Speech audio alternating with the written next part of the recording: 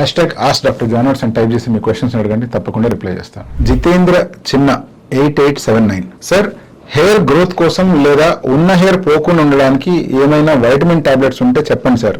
Hair fall జరుగుతూ ఉందంటే ప్రధానంగా మన బాడీలో బయోటిన్ డెఫిషియన్సీ ఉండి ఉండొచ్చు. ఇంకా గమనించాల్సిన పాయింట్ ఏంటంటే చాలా మందికి బ్లడ్ టెస్ట్ చేసినప్పుడు ఆ స్టాటిస్టిక్స్ కనుక బయటకు తీసినట్లయితే వాళ్ళలో ఎక్కువ శాతం మందికి vitamin D and vitamin B12 deficiency ఉందని తేలింది.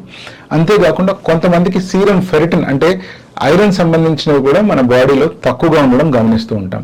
సో ఎప్పుడైతే మనం ఇలా డెఫిషియన్సీ ఉన్న వాటిని మళ్ళీ రీప్లేస్ చేసామనుకోండి, ఎవరికైతే వైటమిన్ డి తక్కువ ఉంటుందో వాళ్ళకి ఎర్లీ మార్నింగ్ కొంచెం ప్రాపర్ ఎండ తగులుతూ, అదే రీతిగా వైటమిన్ డి సప్లిమెంట్స్ ఏవైతే అవసరం ఉంటాయో అది వాడుకోవాలి. వైటమిన్ B12 ఎవరికైతే తక్కువ అనిపిస్తూ ఉంటుందో అటువంటి వాళ్ళకి B12 సప్లిమెంట్స్ కనుక తీసుకుంటే ఈజీగా మళ్ళీ లాస్ అయిన వైటమిన్ B12ని రీప్లేస్ చేసుకోవచ్చు.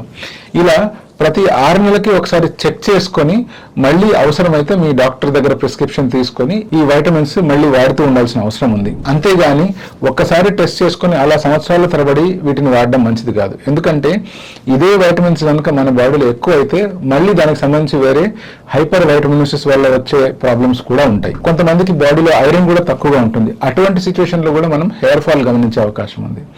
దానికి కూడా ప్రాపర్ గా ఐరన్ సప్లిమెంట్స్ తీసుకొని ఫుడ్ లో ఐరన్ రిచ్ ఫుడ్స్ కనుక తిన్నట్లయితే అగైన్ ఈ ఐరన్ తక్కువ ఉండే ప్రాబ్లమ్ ని సాల్వ్ చేసుకోవచ్చు. అన్నిటికంటే ముఖ్యంగా ఏంటి అంటే బయోటిన్. ఈ బయోటిన్ టాబ్లెట్స్ అనేటువంటివి మనం హెయిర్ గురించి ఎటువంటి డర్మటాలజిస్ట్ దగ్గరికి వెళ్ళినా కూడా అందరూ ఫ్రీక్వెంట్ గా ప్రిస్క్రైబ్ చేస్తూ ఉంటారు.